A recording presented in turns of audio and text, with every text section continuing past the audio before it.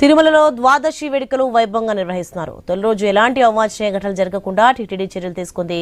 భక్తులు ప్రశాంత వాతావరణంలో శ్రీవారిని దర్శనం చేసుకోవడంపై TTD additional EO Venkaiah Chowdary సంతృప్తి వ్యక్తం చేశారు. భవిష్యత్తులో మరికొన్ని నిర్ణయాలు తీసుకుంటామన్నారు.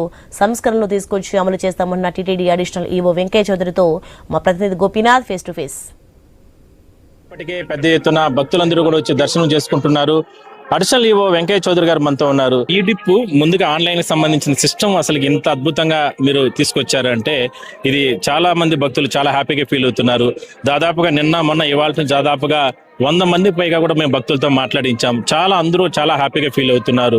భగవంతుడే మాకు ఈ అవకాశం ఇచ్చాడు, ఆ డిప్ ద్వారా మాకు వచ్చింది అంటే కూడా వాళ్ళు హ్యాపీగా ఫీల్ అవుతున్నారు. ఎట్లా దీని సిస్టమ్? ఓం నమో వెంకటేశాయ. ఇప్పుడు మనకు ఆల్రెడీ చాలా సేవలకు సంబంధించిన దాంట్లో ఈ డిప్ చేస్తూ ఉంటాం. మనకు ఆల్రెడీ ఇన్స్టిట్యూషన్ గా కొన్ని వాటిలో మనం చేస్తూ ఉంటాం టీటీడీ.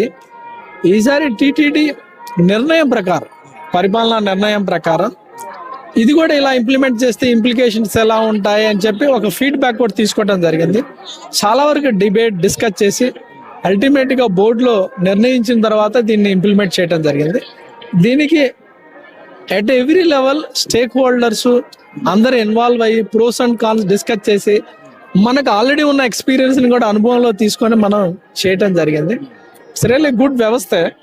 దానికి సక్సెస్ కూడా చాలా బాగా వచ్చింది. 24 లక్షల మంది రిజిస్టర్ చేసుకున్నారు. ఆల్మోస్ట్ 1,89,000 మందికి ఇచ్చాము. అందరు కూడా చాలా సంతృప్తిగా ఉంది. సిస్టమ్ కూడా బాగుంది. స్లాట్స్ కూడా పర్ఫెక్ట్ గా అవర్లీ ఇచ్చాము, అది కూడా బాగుంది.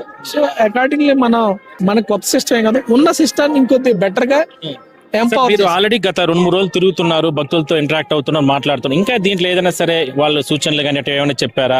ఫ్యూచర్ లో దీన్ని ఇంకేదైనా సరే కొన్ని మార్పులు చేర్పెట్టి చేసావు? ఖచ్చితంగా. ఇప్పుడు వ్యవస్థ ఎప్పుడు కూడా నిరంతరము ఎంపవర్ చేసుకుంటూ ఎప్పటికప్పుడే అవసరాలకు అనుగుణంగా అడాప్టబిలిటీ ఉంటుంది.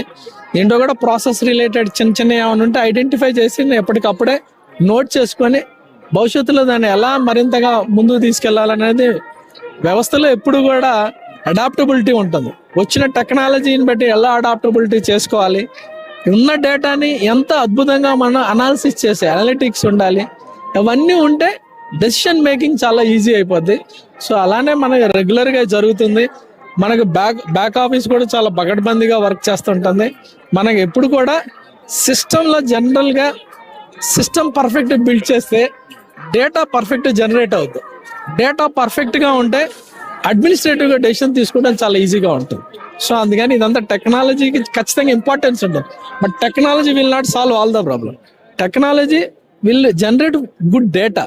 ఆ డేటాని బట్టి మన విజ్డమ్ తోటి, ఎక్స్పీరియన్స్ తోటి బెటర్ డెసిషన్ తీసుకోవడానికి ఉపయోగపడుతుంది. భవిష్యత్తులో అంటే పూర్తి స్థాయిలో కూడా దీనిపైన సంబంధించి మరికొన్ని భక్తులు కూడా కొంతమంది సూచనలు ఇచ్చారు. కొన్ని రకాల మార్పులు చేర్పులు కూడా చేసుకుంటూ కూడా ఈ టెక్నాలజీని వాడుకొని భవిష్యత్తులో ఈ వైకుంఠ ఏకాదశే కాదు అన్ని దర్శనాల్లో కూడా ఆల్రెడీ దీనిపైన మరికొన్ని సంస్కరణలు తీసుకొని వచ్చి మరికొంచెం పద్ధతి ప్రకారం ఇంకొన్ని అంటే కొన్ని మార్పులు చేర్పులు చేసి భక్తులకి అందరికీ కూడా ఈజీగా స్వామి దర్శనాన్ని తక్కువ సమయంలో, రోజుల సమయం కాకుండా వాటన్నిటిని కూడా తీసుకొస్తాము.